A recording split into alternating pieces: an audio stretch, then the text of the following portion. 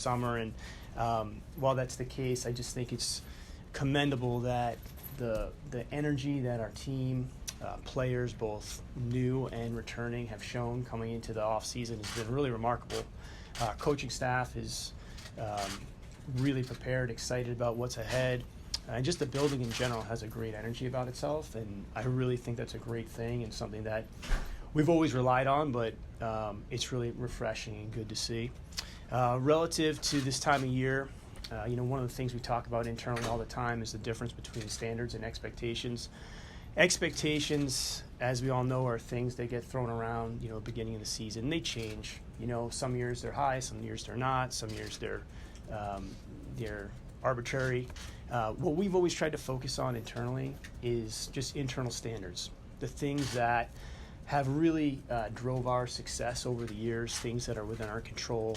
And it's our belief that if you have really strong internal standards, then the expectations can be set externally, but they're usually a result of the work that's done internally to those standards. So things like commitment to playing hard, playing together, a real appreciation for the fundamental aspects of the game, supporting one another, sticking by one another during the good times and the bad times, picking people up when they're down, and not letting people get too far, their heads in the clouds when things are going well, and not too dark when things aren't. So, those are things that we've always stuck to, and, our commitment is to continue to do those things at a high level inside the building.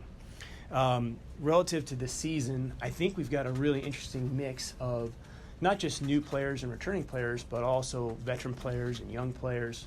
I'm excited. I think everybody's excited to watch and see how the team comes together through the year. I think this team has a significant amount of discovery, within it in terms of just learning about the new players that we have and how they fit with the existing group. And I think it should be really exciting to see. I think when we look at a season over the course of the 11 years we've been here, our best work has always been when we focus on process and not just simply outcome. And I think for the majority of the time we've been able to do that. So taking an 82-game, approach, making sure that, we're not using all the bullets on Monday night at the expense of Wednesday, Friday, and Sunday, but really being intelligent about how we manage the year. Watching the development not only of the individual players throughout the season and their pathways to improve, but also the development of the team. Those are going to be the focuses that I think will be important for us to optimize this season. Obviously, we say this all the time, and it continues to be the case. Like, what we want to do is be playing meaningful basketball at the end of the year. We want to try to do everything we can to put ourselves in position to optimize the group that we have, and there's just no shortcuts to that. And it comes back to the commitment to the process that's in place, and being willing to be patient with that as we go through it, especially with this much change as we've experienced. Last thing I just want to speak to, and then you guys can ask me whatever you want, is much has been talked about, obviously, with our off season, about just the long-term, outlook that we have for the team. Nothing has changed in that respect. We're still 100% focused on building the most sustainable path for an elite team in Oklahoma City. Realizing, that that's something that eventually, we're going to embark on, but we're not where we are. We're not at that point yet, and we think that this season is, one that we should really dive into and experience. And I think it'll be great for our fans as well to, have some of the guys and get to know some of the new players. But long term, we're not going to do anything that will sacrifice the long-term plan that this organization needs to take long-term in order to build that type of sustainability. And, that's something that Clay and myself talk about quite a bit. He is 100% understanding and behind, doing something that's sustainable for this organization. And he understands the circumstances and the rules and the system as well as anybody. And, that commitment is still firmly there. And I'm excited about, both the long-term outlook of this organization, but I'm also really excited about what's in front of us this season and watching this group play together and grow together. So with that, I'll answer any questions. Sam, just can you give us an idea of the thought process behind the beard? All right. I have an incredible family, incredible wife, and she has always allowed me a couple days over the summer to get away and clear my head, to generally think about the year ahead and spend time reading and writing in my journal and things of that nature. I went to Vermont and let it go for a little bit, and then when I got back, nobody seemed to have a problem with it. So I just kind of let it roll for a little while. I can't tell you that this is something that's going to be around that much longer, but that is really the story behind it. So thank Vermont. Well, first of all, great beard, awesome.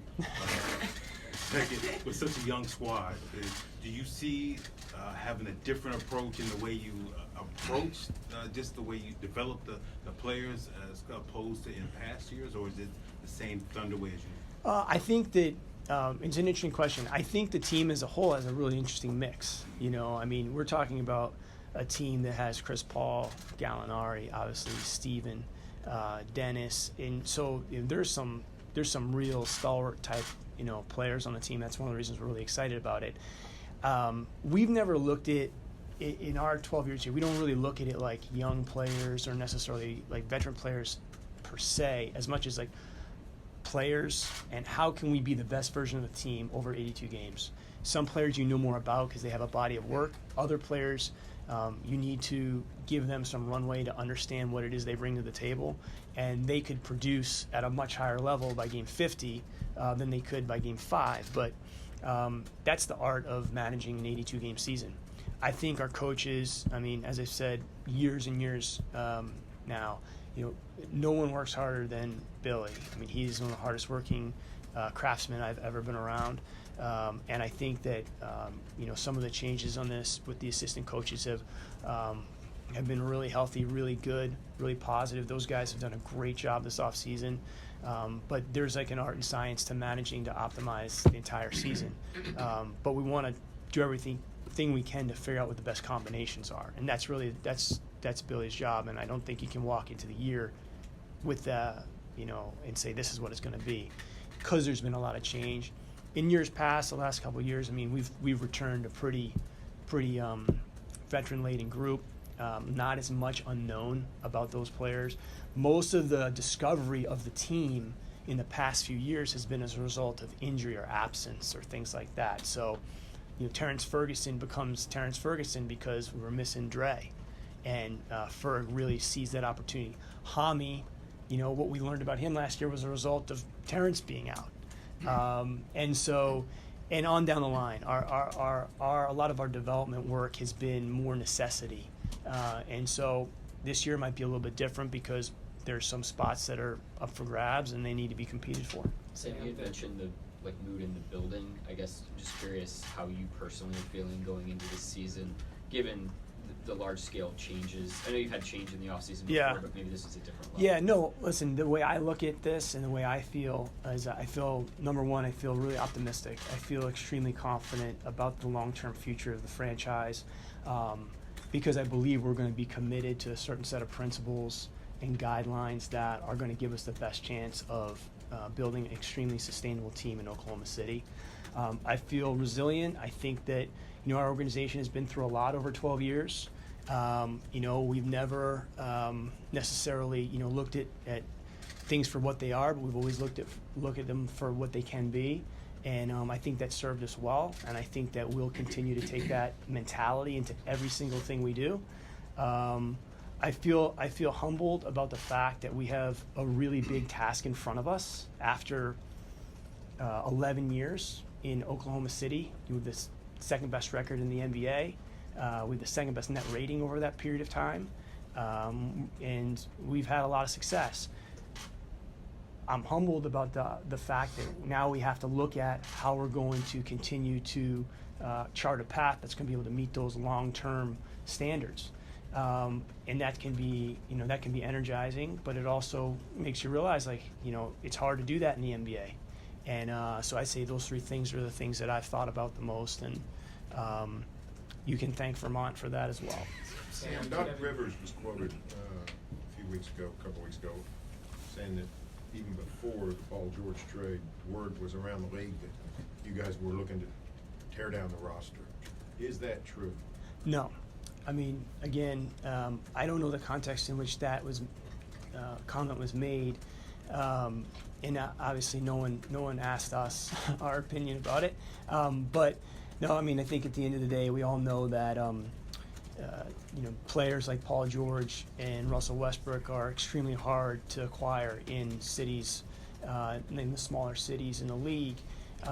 And when you have those players, you try to do everything you can to retain them. But once Paul asked for the trade, I felt like we made the most of the situation to work for everybody, which allowed us to do it. But yeah, that's not something that we were entering into the year. I think the thought pattern just doesn't really line up. If you just look at it logically, probably that type of thing would have been done much earlier, and it wouldn't have resulted from a trade request from one of your best players. Sam, considering that the past few years y'all have worked to maximize Russell's strengths, now you have Chris Paul, and that might be for a limited time. What does this offense look like? That's really a question for Billy. I mean, he's the person that is in charge of the on-court, aspects of the team, and certainly the tactical aspects of those things. I would build on one thing you said, Eric, which is, I mean, for our team and organization to go from Russell Westbrook to Chris Paul, without a season in between, that is like an annual thing. I think. I was wondering, there's not going to be a press conference without that happening, Mike. But for our fans to go, from one season with Russell Westbrook to the next season with Chris Paul as another Hall of Fame player, to play in Chesapeake Energy Arena in a 12-year period of time is remarkable, and we're extremely excited about it. There's going to be like I said earlier, there'll probably be a period of discovery for us to figure that out, for Billy and the group to figure out, those style of play questions. But I think Chris Paul is going to have a really, really good year. I think, number one, he's in incredible shape. I just was with him this morning, and, this is a guy I think sometimes things get, overlooked as to how good a player he is and the impact he has on a basketball game, primarily because of his mind. He's just a brilliant basketball thinker, and he sees the game extremely well. So I think that will bode well. But to have Russ into Chris Paul for our fans, I think that's something we're really, really happy with. How do you balance if you get off to a start, and Chris is still a good player, and there's going to be talk about him moving around the league so something doesn't happen. You're playing really well, but then you get a good offer. Winning now is against the future, that whole deal. I mean, I think, again, those are all case-by-case things. We're not really focused on, the hypotheticals. I trust me, I know, I see the same things you guys see in the media. I would just say that, everybody's focus for this team is, one, coming together, getting to know each other a little bit, obviously, because a lot of new people. But, optimizing the season that we have in front of us. And I think that, it's an exciting thing to come into a year with some new players that have a pretty established track record. But I also think the existing players will also look a little bit different, because you're removing two All-NBA players from the team. So like Steven Adams, I'm really excited for him. I'm really obviously a huge fan of his. I think that he still has growth left in his game. I think has an opportunity to expand himself a little bit. He's the ultimate, blocking, tackling player. But I also think that he's a talented player, and so he'll have an opportunity to do a little bit more. I think Dennis, obviously, Shea is a young player. We have to continually, think big but build small with him, and not rush anything there, because I think he's an extremely talented guy, but you have to let those things take their course, and there'll be ups and downs, as we've seen with all kinds of young players here.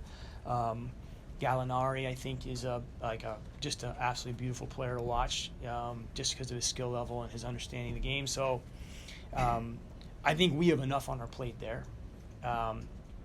to focus on. But as I said before, like that doesn't affect the fact that, eventually this organization, this team is going to do what every other franchise does in pro sports. It's just that over the last 12 years, while we've been in this era of the team, I would say 25 of the other teams have gone through some type of transition. We've been able to fight that off a few different times. Eventually, we're going to get to there, and we're trying to be extremely transparent about that. But that's not right now. Right now we still have a team that we feel like we want to go out and what they can do, and at some point we will get to that restructuring, rebuilding period. But we're not there. We're not there yet, and but we're not going to sacrifice the long-term vision we have for the team. Sam, Kevin Durant spoke to the Wall Street Journal about his distaste with the organization now. I know you've been fairly consistent with your thoughts and views of Kevin since he left, but like on a human level, is there, whatever the relationship should be, like is there just some regret that it's not in a better place? Well, the only thing I would disagree with you about is I don't think we've been fairly consistent. I think we've been like 100% consistent relative to just the way we feel about him, recognizing his contributions to not only the team but the city. They're monumental. I think we've said that consistently. I would just say this, if there's anything that Kevin Durant ever needed from me or from anyone here, it would be moment's notice, for that to happen. I also think, if you work with people for 8 years like we did, he and I, he was 19 when he came into the NBA. I was 29. We both went through a lot of changes together. And I have nothing but positive things to say about him and his tenure here. You can ask me that. You've asked me that in the past. You've asked me that today. You can ask me that in the future if something like this comes up again. I'm never going to change that tune because that's how I feel. And I think that his contributions here are they speak for themselves. You know what I'm saying? So, but I would always be there if he needed anything from me, and I truthfully believe that I think that would be the case if that was, it would be reciprocated as well. Sam, Russell was and is still a very regimented player. Probably could set your watch by him when he was going to be in the gym and that sort of thing. Him being here for the amount of time that he was, and now no longer having that regimented person in the building.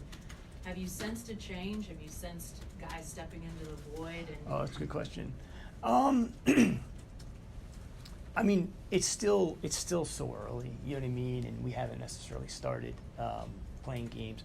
Teams are organisms. Teams are always changing. You can bring back the same exact people 1 year to the next, but the team will be different. And teams change day to day, and the reason why is because they're made of humans, right? And so everyone's different, and I think our team will adapt accordingly to whoever it is that we ultimately are meant to be or going to be will be a result of all the people that comprise it. And I'd like to think also, is to continually try to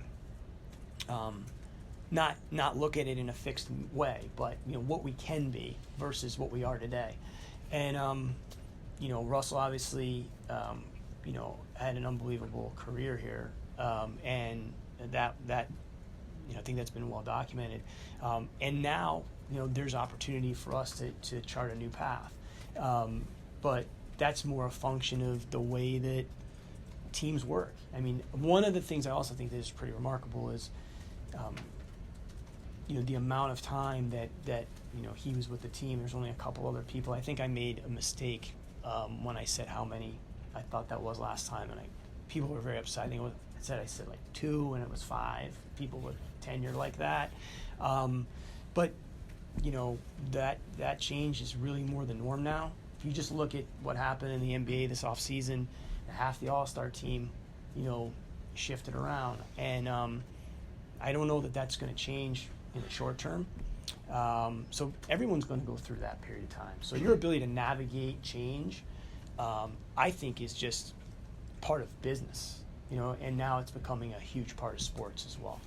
Sam, just to go back to what Brady was asking about Kevin's comments, he specifically in said, like you mentioned the general manager. I haven't talked to him or had a positive conversation with anybody in the organization since I left. I mean, what are your thoughts on that? You know, what I can say is I've never made it a habit of getting into my personal conversations with our former players, other than to say I feel really good about those relationships.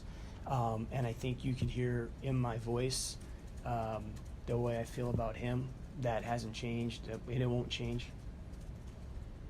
Sam, you'll be happy to know that Nerlens Noel chose not to comment on if Andre Robertson has been practicing with the team these last few weeks. I was just curious if you could provide any update on his rehab or where he's at in his development to get back to the team. Dre is, you know, he'll be on the floor for training camp. He has worked so hard and has put so much time in, and you know, he figures to be an important part to, as we talked about, optimizing the team that we have. I think we also know that he was a big loss for us last year, but he'll be on the floor for training camp. We'll obviously manage him closely because he hasn't played a lot of competitive basketball in a while, and we have to be really supportive as he goes through that return to play process. But we're hopeful that he'll be seeing some preseason action, as he gets closer. But I just can't say enough about the mental resolve it has taken for him to do what he's done. And I know our fans will do this, but when he's back on the floor, I just think he's worked hard to get there. I would say that he's worked hard to get there. The other thing is I think the things he brings to a team are really, really massive. I mean, if you look at just the impact he's had on the floor while he's been with the team, it's pretty significant. So hopefully we can get him back out there doing what he does, but it's not going to be an immediate thing. It's just going to be small steps, hopefully. Speaking on the future, you're responsible for drafting where your future Hall of Famers, and with all the draft picks you accumulated this offseason, how hard do you think it'll be to somewhat duplicate that? Somewhat. Well, I think the first thing you gotta look at those types of things is like I wish I could tell you that like the success we've had in the draft is because of some specific formula or something like that. It's what it is pure luck. We've been incredibly fortunate. Obviously with the players that we've drafted, the players put in an unbelievable amount of work. Our coaches and our medical people and our performance people and our analytics people all play a role and try to leverage their strengths to help the players be the best version of themselves. But the players are the deal. That's at the end of the day what it's about, But I love the fact that, whether it's the guys at the top, but like, we're really proud we drafted Sabonis. We're really proud that we drafted Ibaka, Reggie, Dre, Steven, those types of guys. Like, it's just fun to watch them have success as they grow through the NBA and go on to have great careers. Even if they're not here, they started here, and that's a big important thing for us. And I think as our identity as an organization is that people and players improve and get better here. But a lot of it's just good fortune, and I wish I could tell you that it was something else. But it's mostly that. You just try to shift the odds, with decision making. But we've been very lucky. Sam, you've had the luxury of having a ton of Hall of Famers and All-Star games and stuff like that. How are you going to sell this year's team to just the casual sports fan? How would I sell it? I'm not a really good salesman. I don't really focus on like selling things. I focus on doing things. And I think for us, what we've always tried to do is stay true to these types of standards I was mentioning earlier. And as I said earlier, I just think it's pretty rare to go from Russell to Chris in Oklahoma City, and our fans to have the opportunity to see a player of this caliber, and I think that's a really cool thing. Usually when you lose a player of that magnitude, it's a different outlook. You're not replacing them with another Hall of Fame level of player, and so I think that's great. We have to embrace that. The other thing I would say your question, I don't know if this is specifically what you're saying, but like we've never like taken for granted our station in the league. Like, you know, when those things are happening for you and you're going to 4 Western Conference Finals, or I don't know what it was, 10 out of 11. I'm probably gonna get crucified for missing the stats on this, so this is not. But like I think we went to the playoffs like 9 or 10 out of 11 years, or 9 out of 10 years, or something like that. You know, I don't think you can like pin your identity on the outcomes of everything, because this is pro sports and things are constantly changing, and success is so elusive. I mean, you know, there's days that you look up and you say, well, we've had, like you said, the second best net rating in the NBA over 10 years, but there's days where you feel like a failure. You know what I mean? Because, you know, we haven't been able to win a championship. And you can pin yourself on the symbols of success. I think you need to have those goals and aspirations. We certainly do. But those things are moving targets, and so many things have to go your way in a given season. Like the way I was explaining this internally is like there's a million ways for things to go wrong in the NBA. There's really only one way for it to go right. It only goes right for one team, you know, and you know, you want to be that one team, and you want to strive and do everything you can, but you got to be really smart about how you get there. And if you're just looking at and thinking that those things are going to constantly be coming your way, like you're owed those things, I think that's going to be a hard fall. I think if you consistently have a set of principles you're focused on, and you're looking at things to give yourself as many opportunities as possible to reach that goal, I think that's a much more earnest way to go about it. And that's what we've always focused on. And I think we're all really proud of the fact that it's never come down to one game or one season, because we've always felt like we would have enough to make it, you know, back to that place again. And from that stretch of time, you know, from 12 to, I don't know, 16 there, like all those teams were basically 6+ net rating teams. That's a 50% chance to go to the conference finals every year. All that being said, and then we're I think 3rd in the league in that many 6+ net rating teams in that 10 years we've been here, but that's still only 10% chance of winning the title. And coming into the season, even the best teams are like 1 in 4, because so many things can go wrong, and it's really only one way for things to go right. So you have to be able to, I think, internalize that and get excited about the challenge, which is what I think we always are. Like it's the challenge in front of us to maximize ourselves, and whether it's this season or a longer term plan like we've talked about, like that's like we're game for that. Sam, you talked about Gilner is a guy who's coming off his best season as a 30-year-old. Yeah. And coming off of a good FIBA. How rare is that for you to see guys, you know, have their best seasons, you know, later in their career? I guess it's been in the league 10 some odd years. I don't think it's necessarily rare at all. You know, I think the best players play at a high level longer because they're that good, and that when there is some level of, you know, slowdown, when you get into your 30s or whatever, you're just starting so much further ahead than the average player because of your skill or your mind or what it might be.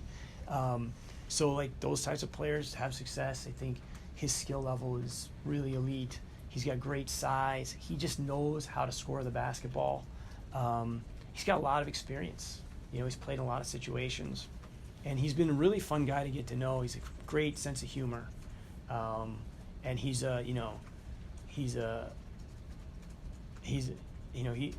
baller. I told him this story, and he got a kick out of it. Probably doesn't remember. We went to dinner when he was here, and I said, you know, you play a role in my in my family, because I went over to see him play when he was in Milan as a young player. He's like 20 years old or something like that, maybe younger. And at the time, I was courting my future wife, and I was in Milan going to the game, and I was like, I gotta come home with something from Milan because it'll really impress this girl. So I got these books on Italy that I lugged home with me. They're thick, and somehow, some way, they have made it They're in our living room still. I don't know that we've ever opened them, but they look really cool. And so I was walking out the door to meet Gallinari for dinner, and I noticed them, and I was like, wow, what a long, strange trip this has been, you know. But yeah, those books have been around as long as the first time I got to see that guy play, and he was really good in that game.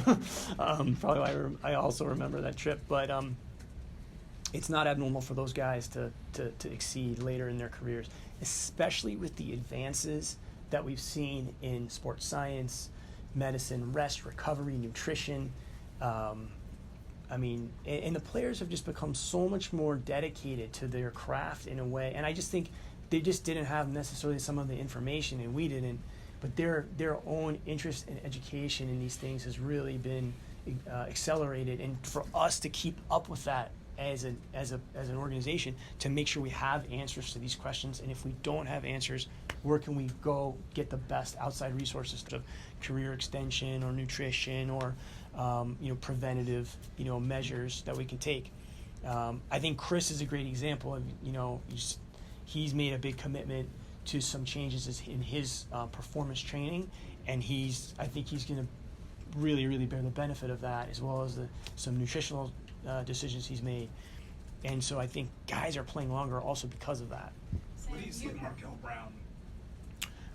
I mean, to me, he's like a professional scorer.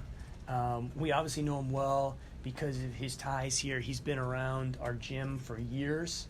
It's funny, like he's been in and out for whether it's pickup games, workouts, things like that.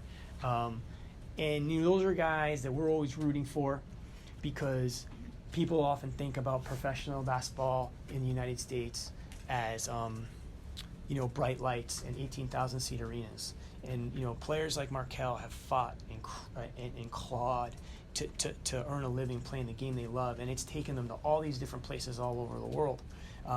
We have a guy that I'm extremely proud of, in Eric Maynor, who is going to be coaching with our blue team, and kind of following what we're establishing is almost like a former Thunder alumni coaching internship program. It worked well for Royale, obviously, and Eric's in it now. And Eric had great years here, but he also played overseas, which I think gave him a totally different perspective on the game and appreciation for the game. And those experiences like that Markel have, or like an Eric Maynor have, or Royale has had, I think that really helps those guys for life after basketball as well. Sam, you talked about Dennis Schroeder already. With the situation that Chris Paul has, and you also added Shai Gilgeous-Alexander, I mean, I would imagine this wasn't the situation that he had originally signed up for. It's one thing to back up Russell Westbrook, but could you give any updates as to where his mind's at going into the season with this team? Yeah, well, I mean, relative to Dennis, like when when we acquired him, he knew that it would be a different situation than what he had in Atlanta, just by way of the level of the team. And what we have here now is, I think, a pretty unique opportunity to see what we can do with those three ball handlers. I think it's well documented that ball handling and the ability to create opportunities for yourself or others is a pretty high premium in the league, especially with the way that the game is officiated and the value of getting into the paint. I think having those three guys is it's a real positive. Now we've got to figure out how to leverage that over 48 minutes and use that to our advantage. But Dennis is a huge talent, and he showed us that. I mean, throughout last year, I don't know how many games there were last year where he ended up with 18 points in the second half to kind of give us a jolt or help us win. And so I think those are the things that have to work themselves out. I'm not going to sit here and tell you we have like the specific rotation set out, and I would think that would be a massive mistake if we did. And that's part of like kind of where we are, is like, and we need to embrace that there probably will be some discovery with how we see the team develop over the course of time. And that Billy's got to make sure that the team is growing through the season and not just staying fixated because that's how we started. And Dennis will be a huge part of the team. He's just that talented.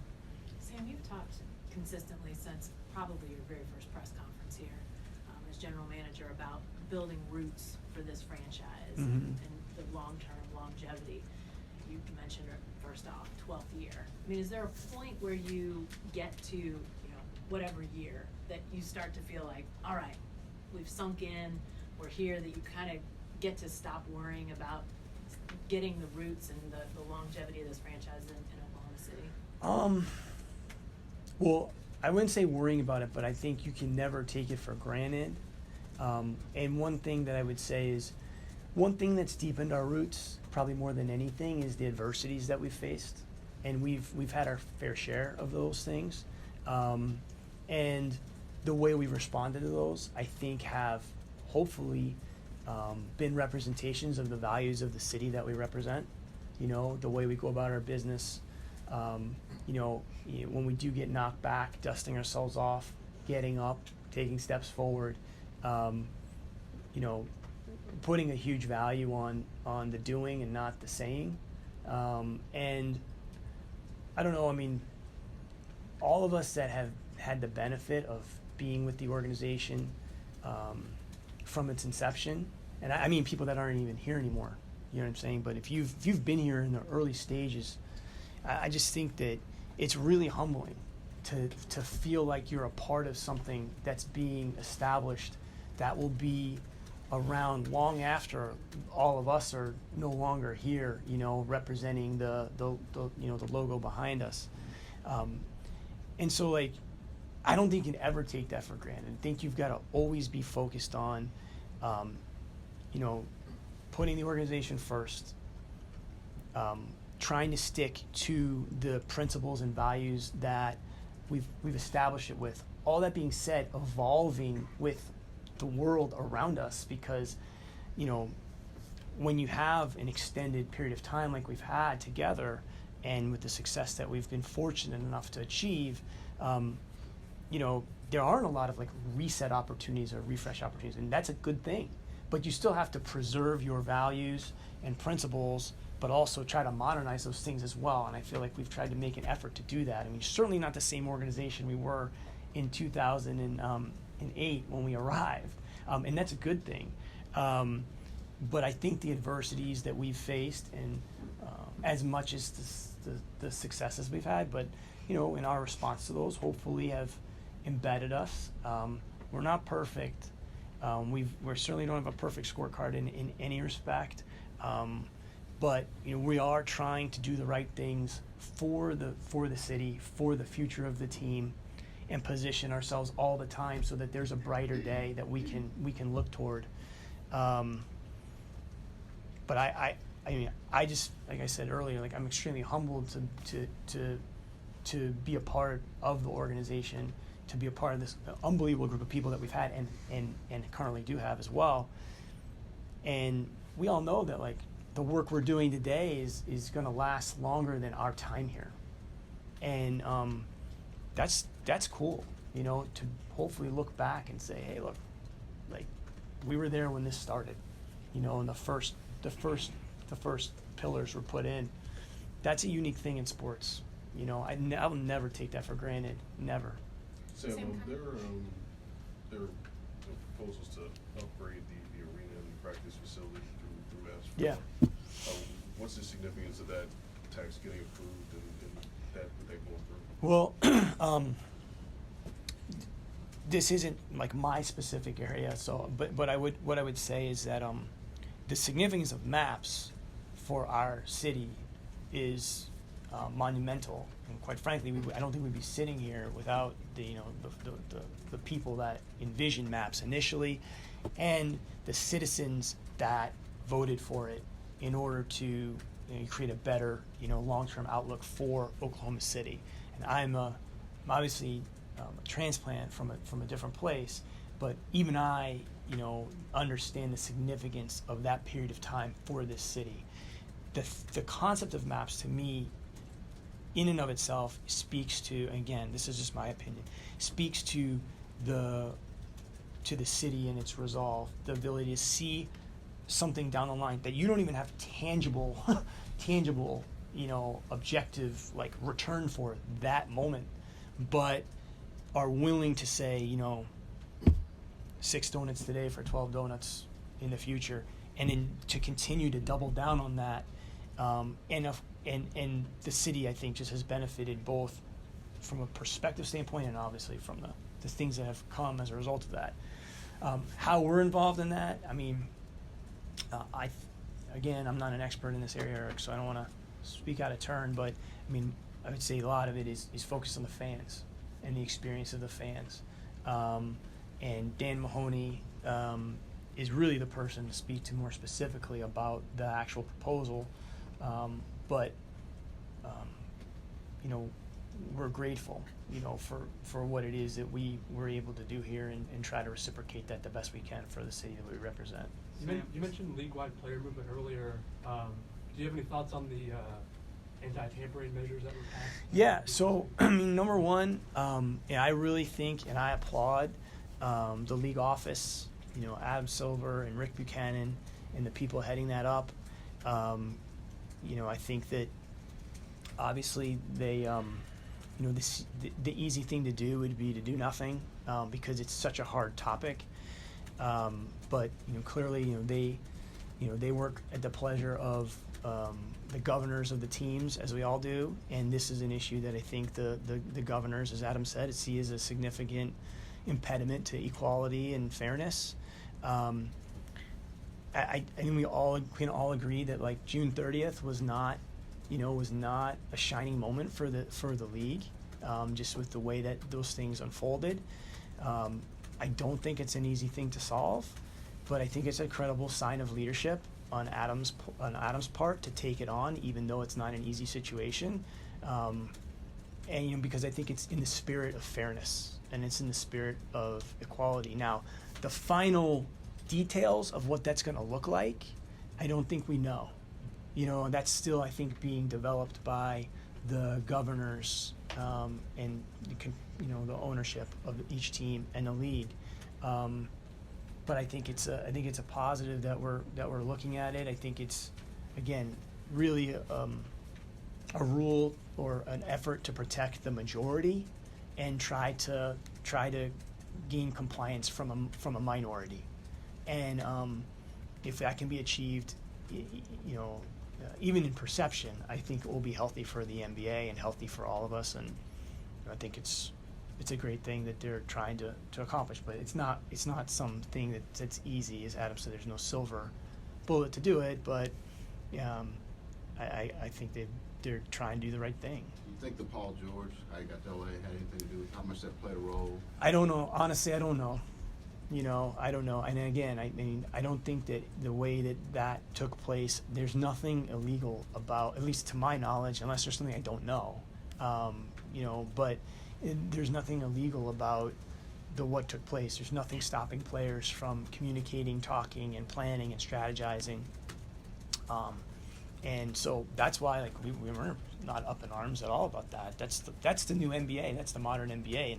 And I can't, again, like I said before, PG handled that like a pro with us. You know, wasn't the conversation like I wanted to be having, you know, in the middle of free agency, but it was handled professionally and in a way that was respectful, and you know, we were able to make it work for us. But can't speak to what brought it on. You know, it's probably I don't think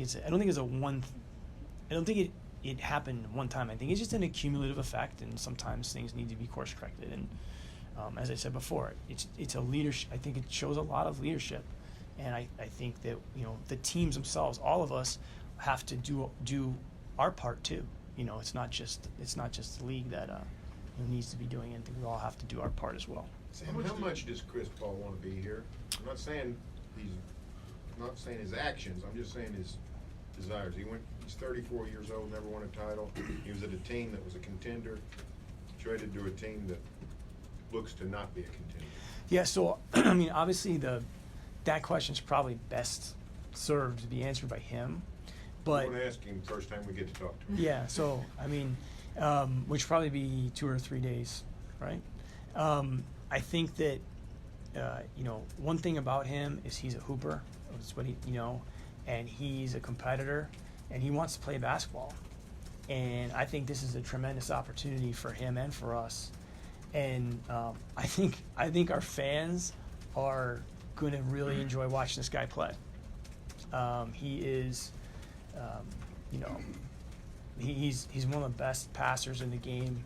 I think he's a 40+ 3-point shooter off the catch, always in, high up there in steal percentage. He affects games in a lot of ways. He's competitive. He's a lot of things that, that you want. But as I said before, to transition from a player like Westbrook to a player like Chris, in terms of just like opportunity to watch this type of player in Oklahoma City, back-to-back seasons is great. I think it's a really cool thing. I'm looking forward to watching him play and him work with our group. I think he'll help us on the floor a ton. He's just a really good basketball player, and that's not obviously comparing those two players. These are two of the greatest point guards to ever play, and to have them both here back-to-back years is remarkable. And usually you don't move on from a player like Westbrook and get a player like Chris Paul back. So we're grateful for that, 100%. Sam, what do you want to see specifically passing down from Chris to Shea? That's one thing Chris has already done is he's built really good relationships with like the entire group. When we first acquired him, that was one of the first thing he did was get a lot of the numbers for the different players and galvanize the group. I think like over text from what I gather, again, like I don't know that it's like specific things, but Chris is a craftsman. What I would say about Chris is he's a technician. Actually, if I were to use a word, he's like a technician. The guy, really understands every aspect of the game and the profession, and he's really got it locked in. Pretty impressive. I think everybody, on our team can pull something from him. And even while he was here playing pickup, earlier in the summer, just the way he would communicate with Terrence or Baisley or things like that. Those are things that I think he does naturally. Will be positive. But Shea's his own guy, and he's a talented guy. But as we've all seen, like young players, they go through ups and downs. They go through a lot of adversity. I would think Shea will be no different. But we're not going to be able to put I think that one thing people make a mistake of in at least in basketball evaluation and development evaluation is like you can't evaluate people every day. Like if you evaluate daily, like you're inevitably going to end up being frustrated. So, you have to let the process play out. You have to evaluate periodically. But if you're constantly, checking the temperature, and that takes away the ability for people to stretch themselves and try new things. And everyone's just trying to play within a box because they don't feel like they can, because they're being like evaluated, for more or less playing time every single time, you're not going to get the best version of them. So I think, we have to understand that there's going to be times where Shea might have a bad stretch of time. But, like, that bad stretch of time could be the catalyst for, a stretch of time that's really good, that's twice that amount of time. And so we've always tried to take that vantage point on our players and our player development. What can you say about Baisley? He didn't play the last year, but you got to see him in Summer League. How much you think he can help you? Is this kind of a transition? Myron, I think it's a great question. I don't know. I've sat up here in the past and had similar questions with people, and they said, Sabonis is really young. How is he gonna, how much is he gonna play? And I'm always hesitant. Same thing with, and he ended up starting for us. Same thing with Ferg. He was extremely young coming in and a little bit of an unknown because he played in Australia. And he ended up maybe playing a little bit that year. I don't know the answer to that. I think he's got really good tools. He can really handle the ball for his size. I think he's got some unique nature as a player. But how much he's playing or where or what position, I think, again, coming into the year with some deterministic view of like, well, he can't do this because of this, or he will do this because of that. I think that boxes yourself in.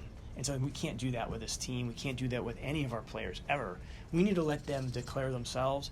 And I also think one of the things for us as a team and organization over time is we have a really, really collaborative and integrated development process.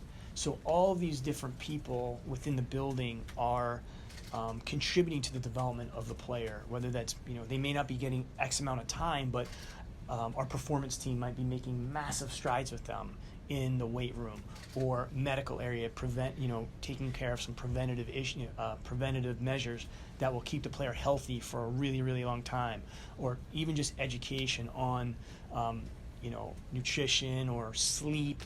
All that stuff goes into the development process, acclimating the player to the community, and getting them ingrained in like where we live, what we represent, onboarding that person effectively. All that stuff is part of development, for us. So how much they're playing obviously is really the pathway and the key to more. But there's other things that can be done, in the surrounding disciplines as well. I don't know how much he'll play, but I know he will take positive steps and has in a lot of other areas so far since he's been here. What is bringing back Brian Keefe into the staff? BK obviously is one of those people, based on what Jenny's question was earlier, he was here, we were practicing, next to the pre-arena plant. And was part of some hard times and some great times, has left and gone on to other opportunities. He's got a very unique experience in the sense that he's worked in the two biggest markets, in the NBA, and also like one of the smallest now. It's pretty extreme, the commutes are different, amongst other things. I think he'll be a positive. Billy spent a lot of time with him this summer, and really connected with him, felt like he would be a positive addition. I think not just because of his prior experience here, but also just because of the things that he's learned by stretching out and going and seeing some other things, which is, obviously a positive. And we're really blessed because we've had several people that have moved on to other things and then come back. Mo Cheeks obviously is someone that's returned. BK, Dave Bliss, who's on our coaching staff now, he's returned. Rob Hennigan, went from here to Orlando and he's returned. So, when those people stretch out, see other things, we get the benefit of people coming back and adding new things to us and enlightening us and helping us evolve. And the fact that they want to come back here means a lot to all of us, because it means that, they feel somehow connected. And Maynor is another guy like that. Nazi, Collison, all those guys are a part of what we're doing, and that's part of the kind of the environment, the family group that we want to have over time. Hopefully they won't be the last. This is a different group Billy's worked with. I mean, you don't have the established veterans and star players, so to speak. I guess outside of Chris, but younger guys, is there a particular mix that maybe because he came from college that allowed him to maybe work with this group a little bit different than say the past groups? Well, I mean, when change in the NBA is becoming, as I said earlier, like that's just kind of the norm. I mean, just because shorter contracts, the cap spike, the downstream effects of that, more cap space, the player movement phenomenon, I think has put the ability to be adaptable as a head coach really on display. I think that's one of Billy's strengths. When we brought him on, I guess in the summer of 15, that was one of the things we talked about was his experience as a college coach, and the team's changing quite a bit, year to year.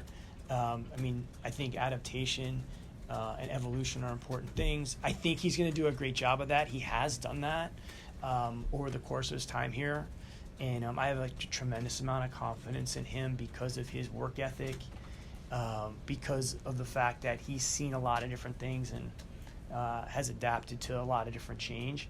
Some people could potentially see that as a limitation. I actually think that really successful people would see that as opportunity to improve and get better, and I think that's how he sees that. Yeah, I do think that I think he'll do an excellent job with this particular group. And part of that is going to be getting to know the players and understand them, what their strengths are. And his job is to optimize their obviously their strengths and minimize their limitations, because there's only 10 guys in the league that, really you don't have to do that for, because they're that good.